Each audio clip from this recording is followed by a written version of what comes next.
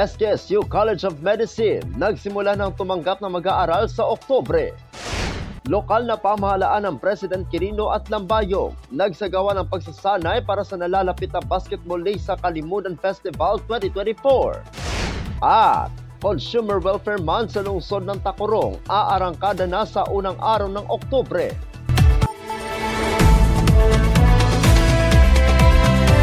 Yan ang ulo ng mga balita sa Sultan Kudarat Headliner.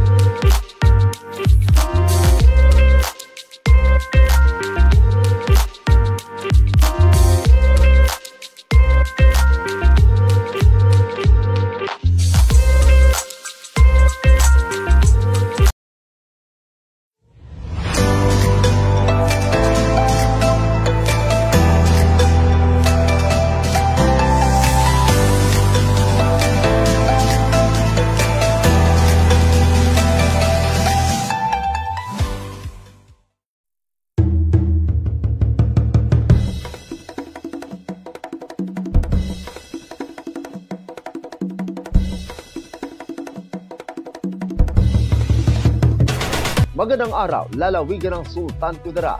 Narito na ang mga pangunahing balita sa Sultan Kudarat Headliners ngayong Setyembre 27, taon 2024. SKSU College of Medicine nagsimula ng tumanggap ng mag-aaral sa Oktubre. Narito ang ulat.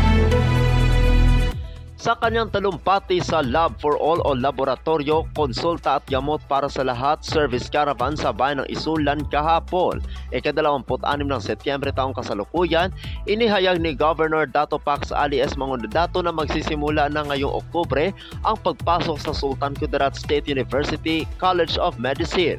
Sinabi ni Mangudadato na ang Commission on Higher Education ay nagbigay ng otoridad na mag-operate sa SKSU College of Medicine para sa Doctor of Medicine program nito. Lubos na ikinararangal ng gobernador na may pribilehiyo at kahit na ipinagmamalaki na ipahayag na ang kolehiyo ng medisina ng Sultan Kudarat State University ay inaprubahan ng CHED at magbubukas na. Tatanggapin ang mga aplikasyon ngayong Oktubre, sabi ni Mangudadato. Ito ay bilang pagsuporta sa mandato ni Pangulong Ferdinand R. Marcos Jr. na dagdagan ang bilang ng mga lokal na doktor, lalo na sa mga lalawigan na makakatulong sa sistema ng pangangalaga sa kalusugan ng bansa. Sinabi ng gobernador na ang pamahalaang panlalawigan at ang Office of First District Representative na si Bayrihan Sakaluran ay masigasig na isulong ang pagbubukas na nasabing learning institution mula noong taong 2022 upang mahasa ang mga homegrown na future medical professionals at tumulong sa pagbibigay prioridad sa kalusugan at kapakanan ng mga mamamayan ng Sultan Kudarat. Yun po ang ipinagmamalaki, aksyon agad. Pusong talaga tumitibok para sa kapakanan ng mga kababayan. Ang importante sa bawat pagkakataon natin ay pagsilbihan ang mamamayang Pilipino. Ibinibigay natin ang ating makakaya, dagdag ng gobernador. Hinikayat ni Mangudadato ang higit pang mga mag-aaral sa lalawigan na ituloy ang medical na edukasyon at pagbuktihin ang paghahatid ng mga serbisyo sa pangangalagang pangkalusugan. Nangako rin ang pamahalaang panlalawigan sa pagbibigay ng full scholarship sa unang batch ng mga enrollees sa College of Medicine at 10,000 pisong monthly allowance para sa mga qualified scholars. Ako ang inyong kaibigang Apolinario na Valencia para sa Sultan Kudarat Headliners. Lokal na pamahalaan ng President Quirino at Lambayong nagsagawa ng pagsasanay para sa nalalapit na Basketball League sa Kalimudan Festival 2024. Narito ang ulat. Nagsagawa ng pagsasanay ang lokal na pamahalaan ng President Quirino at Lambayong bilang paghahanda sa nalalapit na Basketball League para sa nalalapit na Kalimudan Festival 2024. Ang aktibidad na ito ay bahagi ng kanilang masusing pagplano upang tiyakin ang isang matagumpay, makatarungan at kapanapanabik na palaro. Sa kanilang pagsasanay, tinalakay ang bawat aspeto ng liga mula sa seguridad, mga tuntunin ng laro, hanggang sa koordinasyon ng mga koponan upang matiyak na ang bawat manlalaro at manunood ay makakaranas ng isang dekalidad na kompetisyon. Ang Basketball League ay isa sa mga highlight ng Kalimudan Festival na nagbibigay ng pagkakataon sa mga lokal na talento na maipakita ang kanilang husay at determinasyon sa larangan ng palakasan. Sinuportahan naman ni Mayor Maria Catrina Florida Sandigan, Vice Mayor Maris Ayan Aradanas at ng mga kasapi ng ika-16 ng Sangguniang Bayan ang nasabing pagsasanay. Ako ang inyong kaibigang Apolinario Terry Valencia para sa Sultan Kudarat Headliners. Para sa uling balita, Consumer Welfare Month sa lungsod ng Tacorong, aarangkada na sa unang araw ng Oktubre. Narito ang ulat. Aarangkada na muli ang Consumer Welfare Month simula sa unang araw ng Oktubre ngayong taon na kung saan magaganap ang Consumer Welfare Zumba kasabay ang fun run ng Philippine Statistic Administration at coffee tasting na magaganap sa Tacorong City Hall Ground sa ika-5 ng umaga. Sa ika-2 araw ng Oktubre, magaganap ang Motorcade with Supercon na dadaan sa mga pangunahing daan sa lungsod ng Tacorong. Sa ika-3 araw ng Oktubre, magaganap naman ang Bamboo Growing na gaganapin sa Barangay Baras.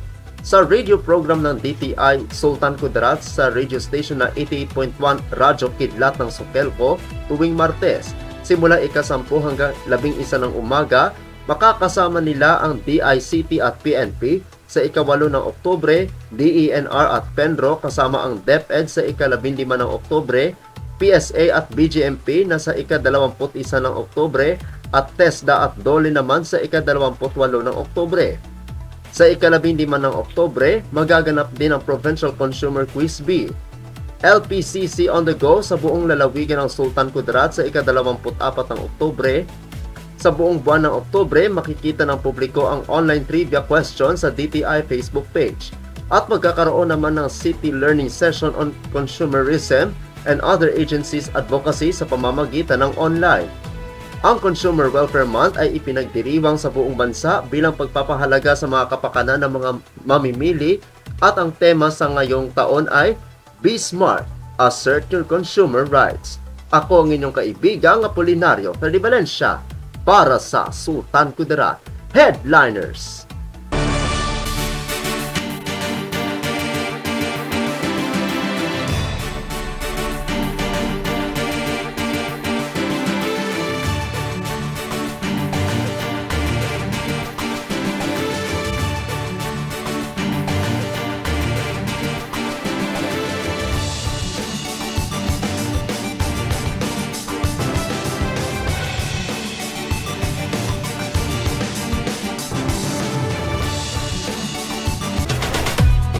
At yan ang kabuuan mga balita sa araw na ito.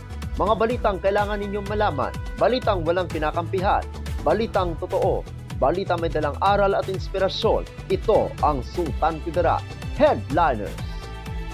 Hanggang bukas, maraming salamat at magandang araw, kaibigan.